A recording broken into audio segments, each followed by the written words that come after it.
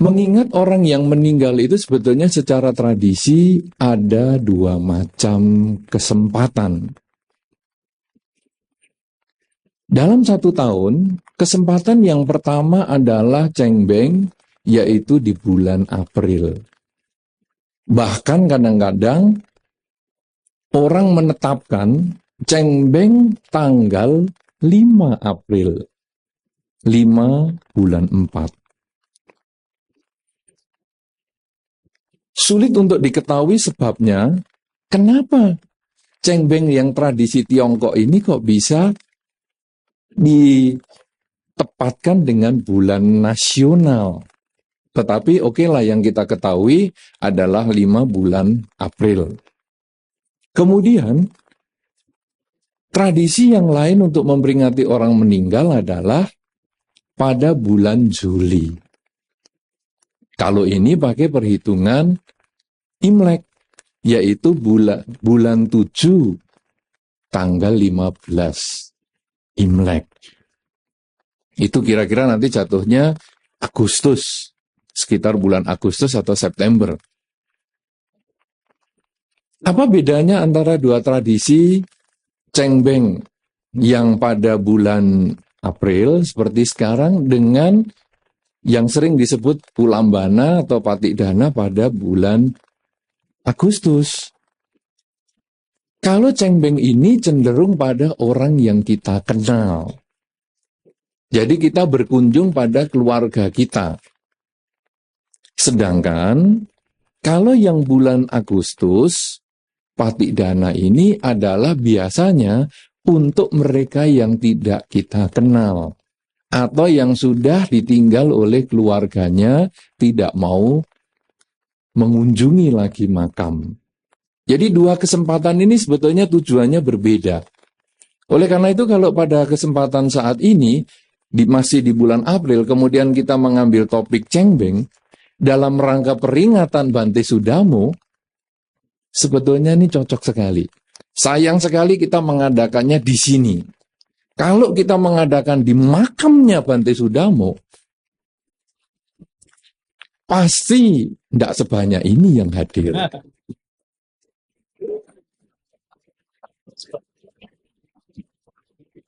Kenapa? Karena jalannya aja baru mau dibuat.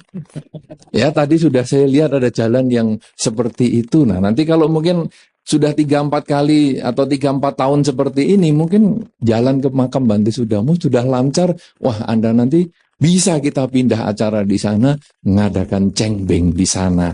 Mau kan saudara-saudara? Ya, mau ya? Ya, baik.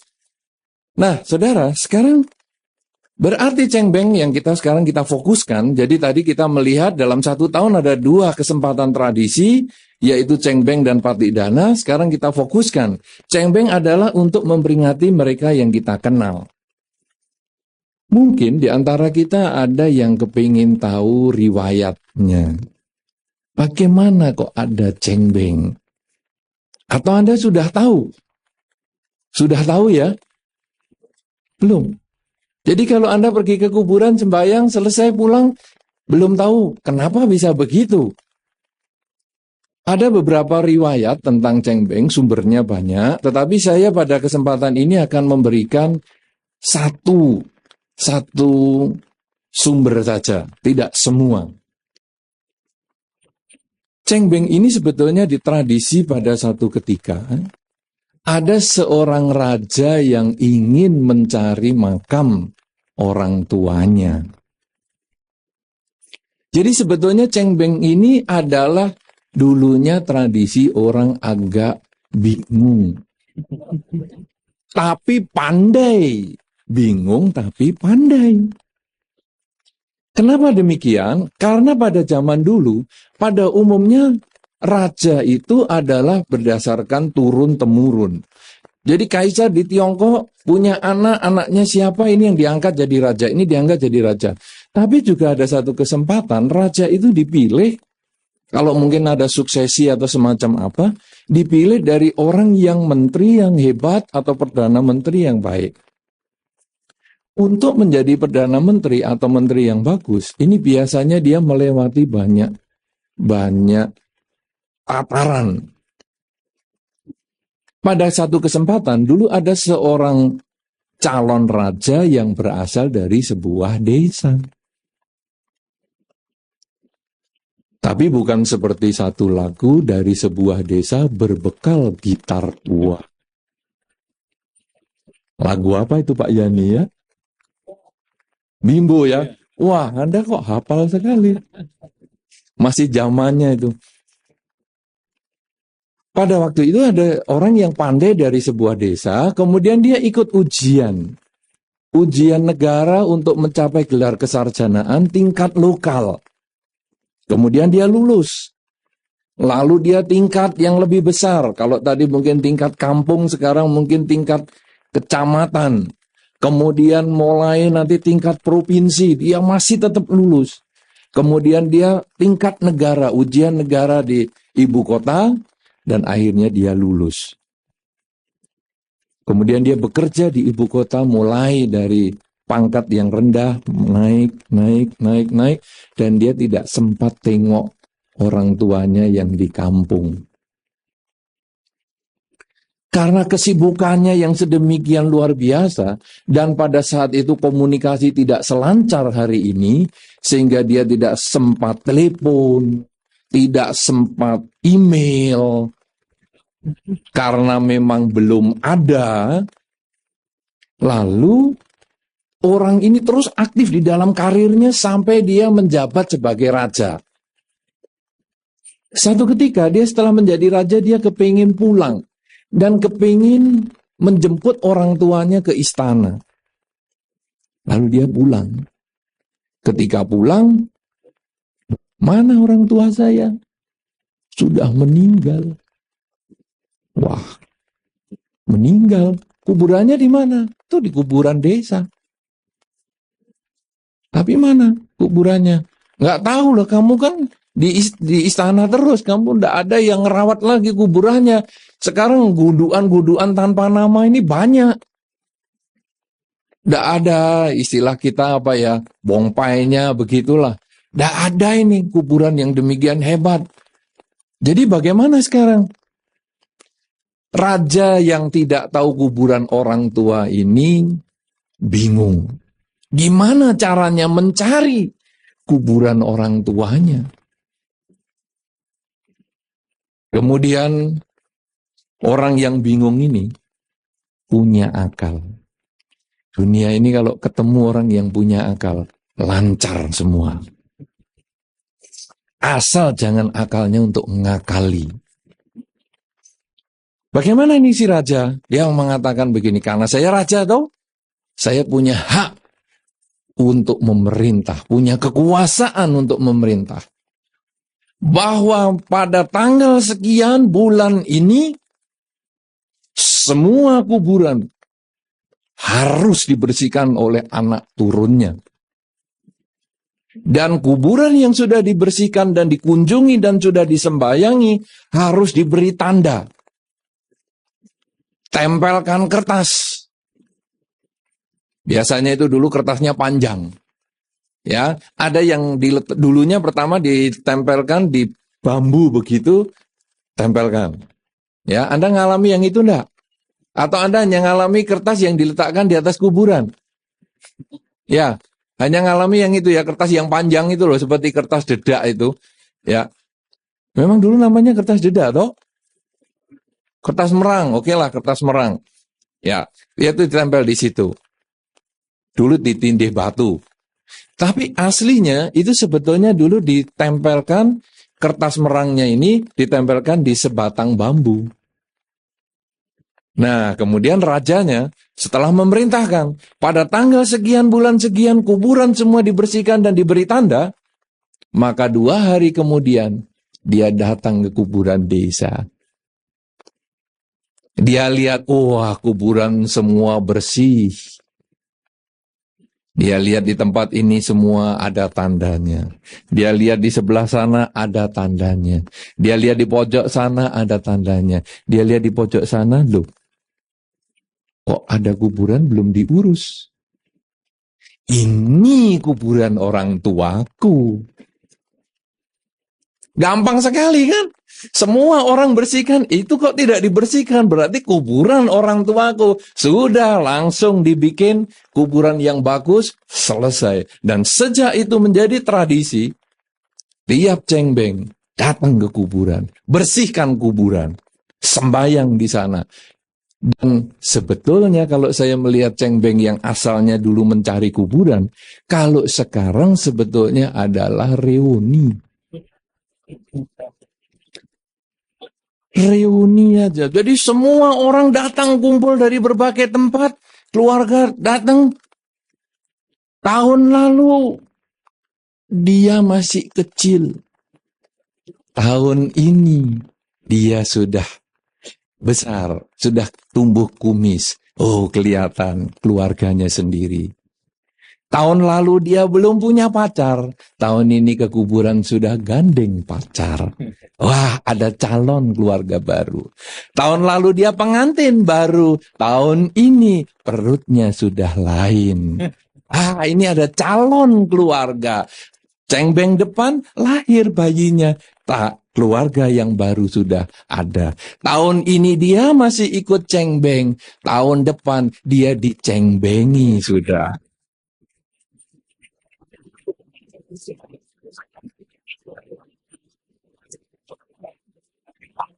Jadi kalau kita sekarang melihat di dalam kebudayaan ini, cengbeng ini sudah menjadi ajang reuni.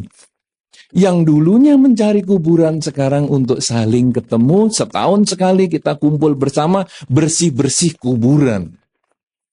Nah, saudara-saudara, ini adalah tentang tradisi. Sekarang yang agak sulit adalah menghubungkan tradisi cengbeng ini dengan kesuksesan. Wah, ini sempat saya puter otak, puter kepala. Untung muka saya masih ngadep ke sana. Kalau badan saya ngadep ke sana, kepala ke belakang, wah bingunglah Anda semua. Apa sekarang hubungannya dengan kesuksesan? Saudara-saudara, apa yang kita datangi waktu cengbeng di kuburan? Pada umumnya di kuburan saya membahas kuburan, tapi sebetulnya ini juga bisa berarti krematorium. Jadi mungkin itu tempat kumpul abu di situ. Bisa juga tidak ada kuburan, tidak ada abu, hanya kumpul keluarga dalam rangka cengbeng dan berdoa bersama. Ya, intinya pokoknya cengbeng adalah kumpul. Sekarang apa hubungannya dengan kesuksesan? Pada saat seorang umat Buddha melakukan upacara cengbeng, sebetulnya dia bukan hanya sekedar mengikuti tradisi. Juga bukan hanya sekedar sembahyang. Tetapi dia harus melakukan perenungan. Apa yang direnungkan? Pada saat tadi yang pada awal saya sudah mengatakan bahwa cengbeng ini adalah mengunjungi orang yang kita kenal. Sedangkan Patik Dana di bulan Agustus ini adalah untuk mereka yang tidak kita kenal. Mengunjungi orang yang kita kenal berarti kita tahu persis. Itu ayah kita, itu ibu kita, itu keluarga kita, kakek nenek kita, kongco makco kita, dan selanjutnya. Apa yang kita renungkan adalah apa yang telah mereka lakukan selama hidupnya. Pada umumnya cengbeng diawali dengan kisah kasih di rumah.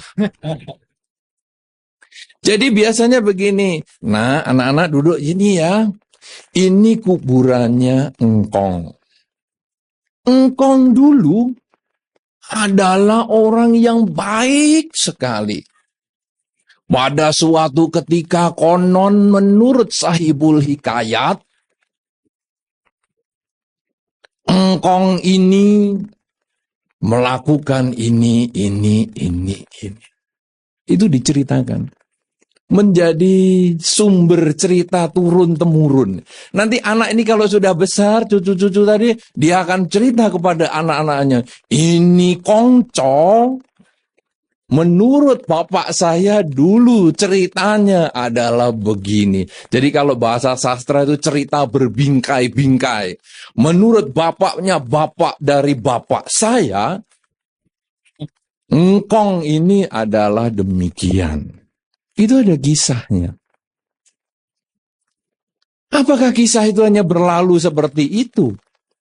Di dalam kisah kehidupan seseorang, pasti ada kebaikan dan ada keburukan.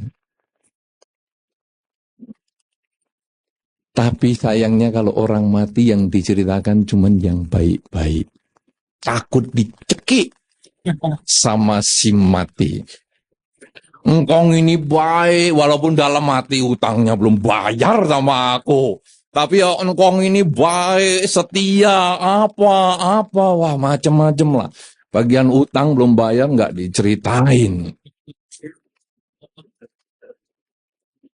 Sebetulnya setiap manusia secara alamiah, dia selalu mempunyai dua sisi, negatif dan positif. Pada saat kita merenungkan negatif dan positifnya nenek moyang kita, engkong kita, orang tua kita, maka yang terpikir di dalam diri kita harusnya adalah, apa nilai baik yang dia miliki? Saya harus bisa ikuti. Saya turunan engkong. Harus bisa lebih hebat daripada engkong. Yang baik. Jadi engkong dulu dagangnya pinter. Aku harus lebih pinter. Engkong dulu yang menyelesaikan Damasala, Wihara, Ratana, Wana, Arama. Engkong hanya ada masalah, aku tutup semua. Aku cucunya. Saya harus memberikan yang lebih hebat daripada engkongku. Engkongku dulu istrinya satu. Aku harus lebih hebat. Jadi biku. Jangan istrinya jadi 9 dong. Itu sebetulnya adalah melihat dari nilai positif orang. Karena di dalam Dhamma sebetulnya kelebihan orang adalah guru kita. Jangan kita hanya kagum dengan engkongku. Sama dengan sebagian umat Buddha, happy-nya kagum dengan agama Buddha. Cuman kagum aja. Wah, agama Buddha hebat, penuh kesabaran, cinta kasih lah, maaf lah. Tapi begitu ada orang yang menyakiti, jangan macem-macem. Saya memang umat Buddha, tapi mukul, waktu itu saya tidak ingat saya Buddhis. Kan boleh, pikiran kan tidak kekal. Bisa ingat waktu Buddhis, nggak mukul. Tapi kalau aku mukul berarti aku nggak ingat, maaf ya. Wah, kalau caranya seperti ini kacau. Ini kan kita hanya mengagungkan agama Buddha, tetapi kita tidak melaksanakan Dharma. Di dalam Dhamma itu dianggap seperti menghitung sapinya orang. Jadi kita hanya kagum, wah di tetangga sapinya 20. Tapi tetangga punya, aku nggak punya apa-apa. Di sana 500, wah punya semua. Tapi aku nggak punya apa-apa. Kadang-kadang kita umat Buddha juga sering begitu, bangga dengan agama Buddha. Tapi tidak ada yang dilakukan. Kalau diskusi hebat sekali, bukunya hafal semua. Parita juga hafal, bikunya saja kadang kalah hafal. Tetapi kelakuannya belum mencerminkan Buddhis. Yang cinta kasih, welas asihku. Sama dengan engkong tadi.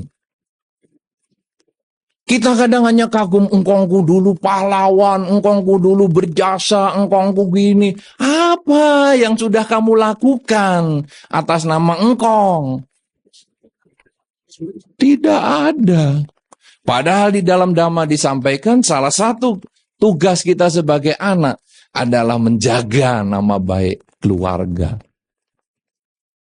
Kalau kita keluarganya baik kan orang mengatakan, turunannya siapa ya kok baik sekali gini. Oh itu turunannya engkong itu. Memang orangnya baik-baik. Ini orangnya kok pandai, ini siapa ya? Wah, itu memang keluarganya pandai-pandai. Lah ini kok istrinya banyak nih? Wah, memang keluarganya istrinya ya banyak. Lah, nama baik, nama buruk kita itu ada kaitannya dengan keluarga. Makanya kalau kita sudah bangga engkong kita melakukan sesuatu, maka kita harus menjadikan perilaku yang membanggakan itu nempel pada diri kita. Sebelum kita lebih hebat dari engkong, atau siapapun makam yang kita kunjungi, kita harus malu. Jadi kita merasa, aku kok nggak sehebat engkongku. Wah, aku harus lebih hebat, lebih hebat, lebih hebat. Bagaimana biar hebat? Wah, nanti akan tanya dengan Pak Andri Wongso. Biar hebat, luar biasa, bagaimana? Kan begitu tuh, ya Pak Andri? Tepuk tangan untuk Pak Andri Wongso. Nah, tapi di sisi lain, orang itu memang ada kehebatan dan juga ada kekurangan. Kalau di dalam manajemen modern, kekurangan orang dianggap sebagai kelemahan. Wah, dia itu kekurangannya kalau jalan, naik mobil, liwatnya jalan yang sama. Banyak orang, saudara, mungkin Anda pun termasuk 97%, melakukan kegiatan selalu sama setiap hari. Kalau Anda dikasih mobil misalnya, naik mobil, jalannya ya itu aja. Dari rumah mau ke kantor, atau ke tempat temennya ya itu aja. Jarang Anda punya kreativitas, aku mau cari jalan baru, jarang. Sangat mudah diketahui. Anda duduk di rumah, kursi makan, itu aja duduknya selalu sama kok. Renungkan coba. Sampai anak-anak Anda mengatakan, ini kursinya papa, jangan diduduki. Betul kan? Anda tidak berani mencoba bahwa di tempat lain lebih dekat dengan nasi. Jangan. Anda tidak pernah coba itu. Nonton televisi juga tempatnya sama. Gampang diketahui, digambar kebiasaan Anda itu. Makanya itu lalu ada orang menganggap itu kelemahan manusia. Kenapa manusia bisa dijahatin? Karena selalu dia posisinya sama. Sehingga, oh ini tempat duduknya selalu sini. Oke, dikasih mantra-mantra. Biar jatuh cinta. Yang duduk di situ sopirnya. Salah resep ini. Tapi bisa kejadian seperti itu. Nah, orang lalu menganggap bahwa kekurangan orang ini adalah kesempatan bagi kita untuk menghancurkan dia. Padahal di dalam Dhamma tidak seperti itu. Kalau ada orang kita lihat kekurangannya, seperti tadi kita berkunjung ke kuburan, kemudian kita melihat kekurangan keluarga kita, melihat kekurangan leluhur kita, itu harusnya kita jadikan pembangkit semangat. Oh, kakekku ini dulu terlalu boros. Berani dagang dengan spekulasi yang besar-besaran. Hidup kaya raya, mati miskin, menderita. Baik, kalau begitu aku harus lebih hati-hati. Karena kalau dia bisa seperti itu, aku harus perbaiki. Jangan sampai saya seperti itu. Kekurangan orang pun bukan kesempatan untuk menjatuhkan, tetapi kekurangan orang adalah kesempatan untuk kita belajar. Jadi, pada saat kita berkunjung ke orang yang meninggal, sebetulnya kita melihat dua hal, kelebihan dan kekurangan orang itu. Bahkan Anda berkunjung ke makam siapapun juga, Anda bahkan mengenang makam apapun juga, pahlawan-pahlawan sekalipun, Anda boleh mengenang dua hal ini. Apa kelebihan dan kekurangan orang yang Anda kunjungi? Semua itu jadikan pelajaran. Makin Anda sering ke kuburan, sering berkunjung ke orang meninggal, makin maju Anda. Karena Anda bisa melihat kelebihan orang berbeda yang satu dengan yang satu. Dan Anda bisa banyak belajar. Anda juga bisa melihat kekurangan orang yang satu dengan yang satu berbeda juga. Dan Anda bisa belajar. Sehingga kalau Anda bisa belajar terus seperti ini, Anda maju sekali kalau Anda bekerja sebagai juru kunci kuburan. Juru kunci kuburan kan? Yang ngurusi kuburan tiap kali nyapu, bersihkan. Wah, ini orang ini hebat, kapan aku bisa hebat? Belajar. Juru kunci ya, betul namanya. Itu. Anda kepingin maju, cepat kerja juru kunci. Melamar pekerjaan juru kunci sebanyak-banyaknya. Nanti perenungannya banyak. Nanti kalau wihara-wihara ada rumah abunya juga sama. Sambil nyapu, wah ini bantai A, ini dulu kelebihannya apa, kekurangannya apa. Kalau Anda tidak jadi juru kunci, tidak bisa merenungkan sedemikian dalam. Tapi kalau tidak, setahun sekali minimal cengbeng bisa. Itu Anda melihat orang lain kelebihan dan kekurangan sebagai guru. Anda juga harus melihat diri Anda sendiri. Anda juga punya kekurangan. Kita semua punya kekurangan.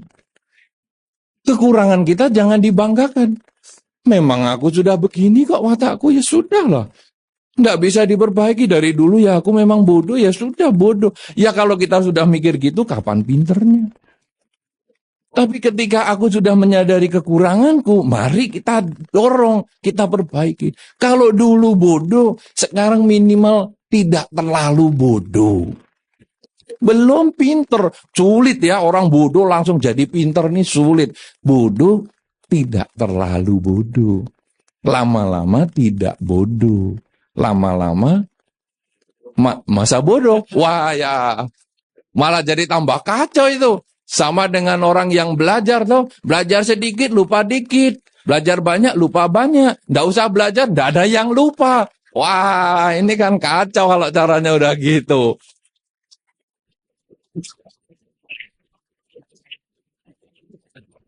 Jadi kita punya kekurangan, pasti punya kekurangan. Kekurangan kita, kelemahan yang harus kita perbaiki. Setiap saat kita harus tingkatkan untuk memperbaiki diri kita.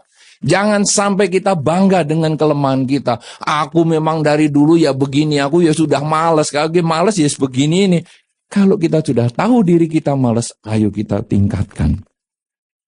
Tingkatkan untuk diperbaiki maksud saya. Bukan tingkatkan kemalasannya, bukan, tapi diperbaiki.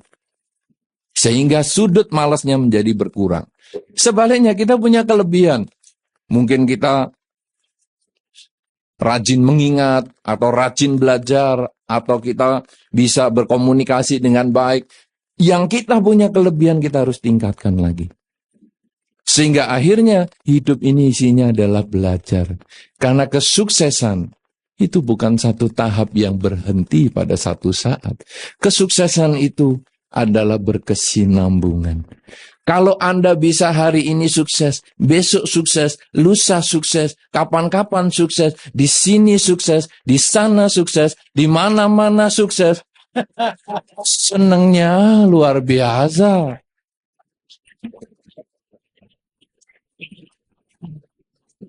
Tapi kalau di sini sukses, di sana tidak sukses, itu belum sukses namanya. Itu kita masih melihat ada sudut kekurangan yang kita harus perbaiki lagi. Jadi saudara-saudara, di dalam kehidupan kita sepanjang zaman, sepanjang masa, apa yang menjadi kelebihan kita, tingkatkan terus. Apa yang menjadi kekurangan kita, perbaiki supaya kita, kualitas diri kita ini setiap saat makin meningkat. Sebaliknya ketika kita berkunjung kepada orang yang meninggal, di masa cengbeng ataupun di saat yang lain. Ketika kita belajar, oh dia hebat. Seperti kemarin kita melihat prosesi yang sangat indah, pemakaman Paus yang di Vatikan. Indah sekali. Dan beliau berkali-kali dinyatakan sebagai sang komunikator yang hebat. Orang yang menembak beliau malah diajak makan sama-sama orang tuanya. Sehingga begitu beliau meninggal, orang itu mengatakan, wah aku kehilangan sahabat nih. Itu kita bisa tiru. Dia bisa. Kenapa kita tidak bisa? Tiru. Kelebihan orang tiru. sebagai pelajaran. Ya tidak usah sampai level, ayo tembaklah daku, biar aku punya kesempatan ngejak makan yang lain. Ya tidak perlulah seperti itu. Tapi minimal kita bisa mengambil nilai-nilai positif yang ada di dalam masyarakat. Sehingga batin kita bisa meningkat. Sebaliknya kita juga mungkin melihat orang yang meninggal dengan kekurangannya dia. Meninggal karena narkoba misalnya. Ya kita harus belajar. Kita harus belajar supaya jangan terkena narkoba maksud saya. Jadi, ini kekurangannya. Narkoba bisa umurnya pendek. Kalau begitu aku harus kurangi. Sehingga akhirnya tiap kali kita berkunjung kemana saja, tiap kali kita melihat prosesi pemakaman, tiap kali kita berkunjung kepada orang yang meninggal, tiap kali kita berkunjung ke kuburan, apa saja dalam pengenangan misalnya Bante Sudarmo seperti malam hari ini, kita akan selalu belajar. Nah, tapi di sisi lain, orang itu memang ada kehebatan dan juga ada kekurangan. Kalau di dalam manajemen modern, kekurangan orang dianggap sebagai kelemahan. Wah, dia itu kekurangannya kalau jalan naik mobil liwatnya jalan yang sama. Banyak orang saudara, mungkin Anda pun termasuk 97%, melakukan kegiatan selalu sama setiap hari. Kalau Anda dikasih mobil misalnya, naik mobil, jalannya ya itu aja. Dari rumah mau ke kantor, atau ke tempat temennya ya itu aja. Jarang Anda punya kreativitas, aku mau cari jalan baru, jarang. Sangat mudah diketahui. Anda duduk di rumah, kursi makan, itu aja duduknya selalu sama kok. Renungkan coba. Sampai anak-anak Anda mengatakan, ini kursinya papa, jangan diduduki. Betul kan? Anda tidak berani mencoba bahwa di tempat lain lebih dekat dengan nasi. Jangan. Anda tidak pernah coba itu. Nonton televisi juga tempatnya sama. Gampang diketahui, digambar kebiasaan Anda itu. Makanya itu lalu ada orang menganggap itu kelemahan manusia. Kenapa manusia bisa dijahatin? Karena selalu dia posisinya sama. Sehingga, ini tempat duduknya selalu sini. Oke. Dikasih mantra-mantra biar jatuh cinta. Ini yang duduk di situ sopirnya. Salah resep ini. Tapi bisa kejadian seperti itu. Nah, orang lalu menganggap bahwa kekurangan orang ini adalah kesempatan bagi kita untuk menghancurkan dia. Padahal di dalam Dhamma tidak seperti itu. Kalau ada orang kita lihat kekurangannya, seperti tadi kita berkunjung ke kuburan, kemudian kita melihat kekurangan keluarga kita, melihat kekurangan leluhur kita, itu harusnya kita jadikan pembangkit semangat. Oh, kakekku ini dulu terlalu boros. Berani dagang dengan spekulasi yang besar-besaran. Hidup kaya raya, mati miskin, menderita. Baik, kalau begitu aku harus lebih hati-hati. Karena kalau dia bisa seperti itu, aku harus perbaiki. Jangan sampai saya seperti itu. Kekurangan orang pun bukan kesempatan untuk menjatuhkan, tetapi kekurangan orang adalah kesempatan untuk kita belajar. Jadi, pada saat kita berkunjung ke orang yang meninggal, sebetulnya kita melihat dua hal, kelebihan dan kekurangan orang itu. Bahkan Anda berkunjung ke makam siapapun juga. Anda bahkan mengenang makam apapun juga. Pahlawan-pahlawan sekalipun, Anda boleh mengenang dua hal ini. Apa kelebihan dan kekurangan orang yang Anda kunjungi? Semua itu jadikan pelajaran. Makin Anda sering ke kuburan, sering berkunjung ke orang meninggal, makin maju Anda. Karena Anda bisa melihat kelebihan orang berbeda yang satu dengan yang satu. Dan Anda bisa banyak belajar. Anda juga bisa melihat kekurangan orang yang satu dengan yang satu berbeda juga. Dan Anda bisa belajar. Sehingga kalau Anda bisa belajar terus seperti ini, Anda maju sekali kalau Anda bekerja sebagai juru kunci kuburan. Juru kunci kuburan kan? Yang ngurusi kuburan tiap kali nyapu, membersihkan. Wah, ini orang ini hebat, kapan aku bisa hebat? Belajar. Juru kunci ya, betul namanya. Itu. Anda kepingin maju, cepat kerja juru kunci. Melamar pekerjaan juru kunci sebanyak-banyaknya. Nanti perenungannya banyak. Nanti kalau wihara-wihara ada rumah abunya juga sama. Sambil nyapu, wah ini bantai A, ini dulu kelebihannya apa, kekurangannya apa. Kalau Anda tidak jadi juru kunci, tidak bisa merenungkan sedemikian dalam. Tapi kalau tidak, setahun sekali minimal cengbeng bisa. Itu Anda melihat orang lain kelebihan dan kekurangan sebagai guru. Anda juga harus melihat diri Anda sendiri. Anda juga punya kekurangan. Kita semua punya kekurangan. Kekurangan kita jangan dibanggakan. Memang aku sudah begini kok watakku, ya sudahlah. Tidak bisa diperbaiki dari dulu ya aku memang bodoh, ya sudah bodoh. Ya kalau kita sudah mikir gitu, kapan pinternya?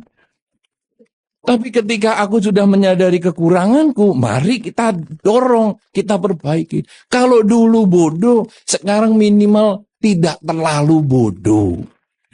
Belum pinter, sulit ya orang bodoh langsung jadi pinter nih sulit. Bodoh tidak terlalu bodoh. Lama-lama tidak bodoh. Lama-lama masa bodoh. Wah ya, malah jadi tambah kacau itu. Sama dengan orang yang belajar tuh. Belajar sedikit, lupa dikit. Belajar banyak, lupa banyak. Nggak usah belajar, nggak ada yang lupa. Wah, ini kan kacau kalau caranya udah gitu.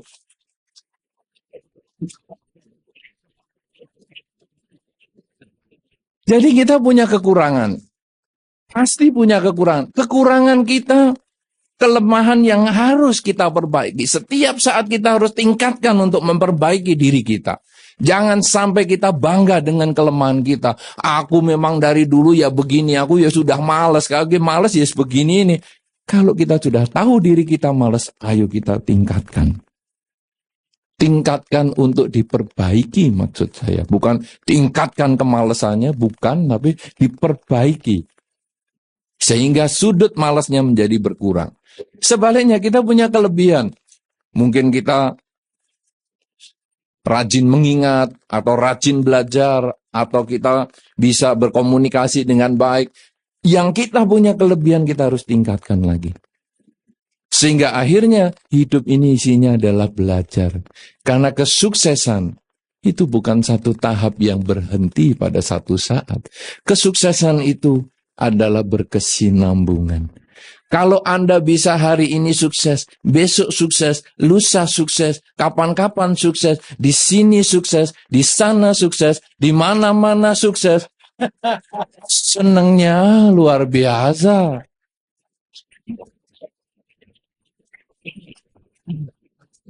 Tapi kalau di sini sukses, di sana tidak sukses, itu belum sukses namanya. Itu kita masih melihat ada sudut kekurangan yang kita harus perbaiki lagi.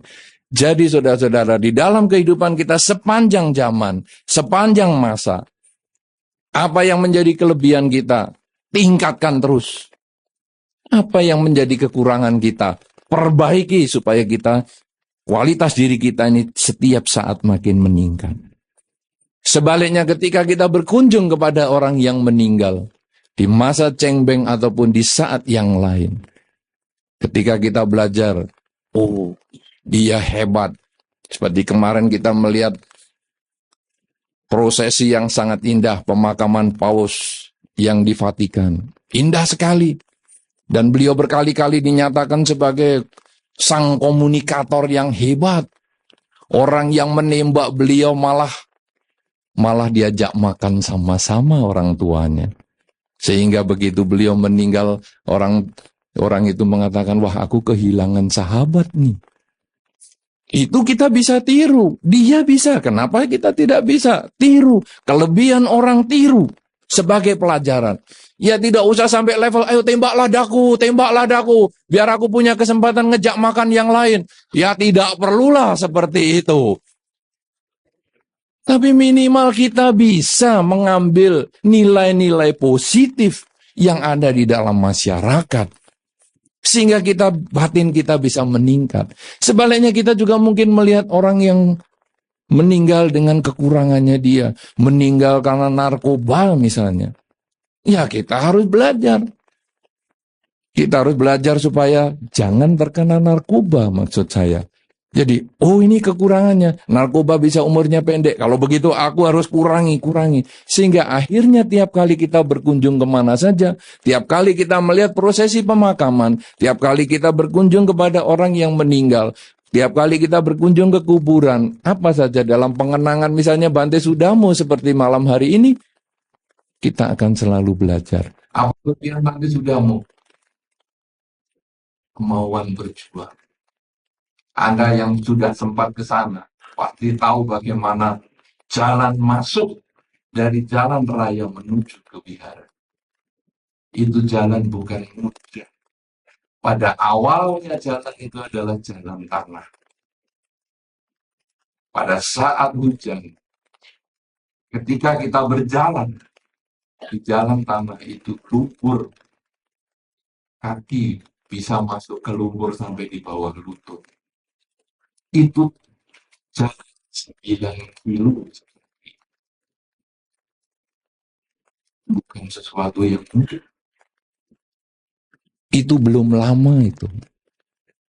Kemudian beliau punya inisiatif. Wah, aku harus bikin jalan ini supaya umat bisa sering datang dan lain sebagainya. Kemudian beliau memanggil tukang aspal dan sebagainya dari Kabupaten Rembang di sana datang. Tapi beliau merasa, wah, yang jalankan Gilesan itu bukan Stone Walls itu loh. Mesin giling. Anda bikin kopi apa? Mesin giling kopi, giling beras. Ini enggak giling apa-apa ini, Pak. Ini ngerasin tanah itu loh. Ngerasin batu itu loh, stone walls. Slender ya. Slender. Sake itu mereknya. Anda pabrik apa ya, dapat 10%. Kok promosi di sini? Slender stone walls atau yang mesin giling lah menurut Anda. Pokoknya itu mesin pengeras jalan. Bante Sudamo almarhum berpikir, wah ini kalau saya ngikuti yang pekerja jalan, itu hanya kerja jam 8 pagi, jam 4 sore pulang. Lalu apa yang beliau lakukan? Mungkin Anda tidak terpikir itu. Beliau belajar nyetir itu. Dan setelah tukangnya pulang, beliau yang ngerjakan. Jalan begini, terus. Luar biasa itu, saudara. Sehingga jalan itu lebih cepat selesainya daripada dipekerjakan oleh PU yang di daerah situ. Dan ada yang sebagian di semen sendiri dan lain sebagainya. Itu jalan masuknya. Belum wiharanya sendiri. Kalau Anda tahu wiharanya bergunung begini, beliau tinggal itu dulu di Kutik paling atas. Dan tangganya tinggi-tinggi. Itu bisa naik turun sehari berkali-kali. Tangganya banyak lagi. Kalau kita yang belum biasa, sekali naik males turun. Sudah enggak usah turun kemana-mana. Capek. Karena nanti turun lagi, jangan naik lagi sampai malam lagi. Karena saya pernah ke sana beberapa kali menginap di sana.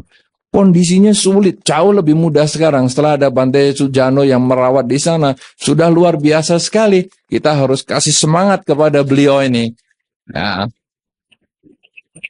Berdiri, Bante Sujano berdiri. Belum kenal toh Anda? Ini luar biasa. Orang belum kelihatan, berdiri lagi. Naik kursi kalau perlu, karena itu banyak yang belum kelihatan. Berdiri lagi tuh, mau pada lihat lagi tuh. Ayo berdiri lagi. Yang lama dikit, senyum. Ah, begitu. Ya, karena beliau juga yang menyelesaikan, ada itu menunggu untuk makamnya itu diselesaikan seperti Borobudur dan sebagainya. Itu luar biasa sekali. Memang salah satu cita-cita Bante Sudamo pada saat itu adalah membangun Borobudur. Tetapi beliau tidak sempat menungguin. Ya, sehingga akhirnya ya setelah beliau meninggal baru dibangun Borobudur seperti itu. Itu dulu kita waktu naik, itu sulit dan air sangat sulit sekali. Kesulitan air di sana, digali sampai 100 meter ke dalam pun tidak ketemu air. Anda bisa bayangkan kalau di Jakarta mungkin hanya 16 meter sudah dalam sekali. 100 meter ke dalam. Gedung ini aja naik, ada 100 meter, Pak Albert? Tidak ada kan? Gedung ini dari landasan, 0 ke atas nggak ada 100 meter kan? Ada nggak? Kalau 100 meter itu berarti harusnya sekitar 30-an lantai. Saya kira enggak nyampe. Itu galian sampai 100 meter. Dan itu digali dari bawah, karena ini bentuknya gunung supaya airnya bisa tercukupi. Digali dari paling bawah dan dibeton. Supaya apa? Supaya airnya enggak lari kemana-mana. Jadi dibeton, beliau mengatakan, ini sumur termahal. Sumur dicor, dibeton, kemudian dinaikkan, disedot pakai pompa, naik ke tampungan pertama, sedot lagi, naik lagi. Ada berapa? 3 ya, Bante Sudano? Ada 3 tampungan atau berapa itu yang di sana? 3 toh? Naik sampai atas, baru nanti dari atas diluncurkan airnya.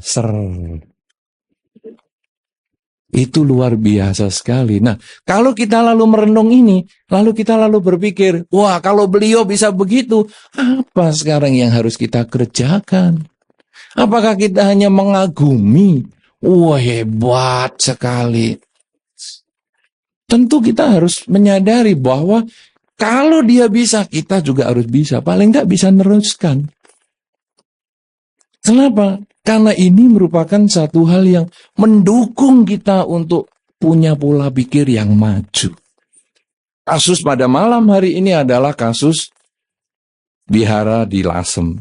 Tetapi Anda boleh kembangkan ini untuk kehidupan Anda sehari-hari. Ketika Anda melihat suksesnya Indonesian Idol, gimana ya caranya supaya saya paling tidak jadi Vihara Idol? Ya lokal dulu lah. Jangan malah, sudahlah, ke wihara ya boleh, ndak apa-apa, udah tidur aja. Kalau waktunya semua orang kebaktian kita tidur, ya tidur memang bukan karma buruk, tapi hilang kesempatan berbuat baik, kan sayang. Jadi kita bisa jadi wihara idol kan lumayan. Terus kita aktif di sana, menyanyi di sini, apa-apa, kan bisa juga bagus. Karena kita melihat kelebihan orang, ikut, jangan iri. Wah dia kok bisa? Saya santet saja.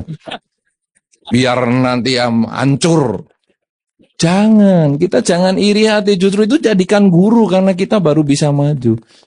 Sebaliknya kita juga punya kekurangan. Kita sering melihat orang yang ada kekurangannya. Misalnya, jarang ke wihara, jarang aktif di wihara. Kalau gitu aku tidak mau meniru gayanya dia. Aku harus mau lebih aktif. Aku harus lebih bisa berkarya. Baik di wihara atau di masyarakat atau yang mana saja. Selama Anda bisa menjadikan orang-orang yang di luar Anda, baik yang masih hidup atau yang sudah meninggal sebagai guru, kelebihan diikuti, kekurangan dihindari, kelebihan Anda ditingkatkan, kekurangan Anda diperbaiki, maka Anda akan bisa melihat kesuksesan itu yang buat adalah kita sendiri. Oleh karena itu saudara-saudara, cengbeng menjadi tradisi untuk kita berkunjung ke makam orang yang kita kenal. Cengbeng sebagai sarana untuk kita bisa sukses ketika kita menyadari kelebihan dan kekurangan orang itu untuk perbaikan kualitas diri kita sendiri, sehingga akhirnya setiap kali kita pulang acara cengbeng, kita menjadi lebih baik. lebih baik. Kalau tahun lalu saya sudah lebih baik, sekarang harus lebih baik lagi. Tahun depan lebih baik lagi, lebih baik dan lebih baik. Akhirnya kesuksesan akan datang terus-menerus seiring dengan cengbeng yang kita ikuti terus-menerus sampai akhirnya kita dicengbengi. Terima kasih.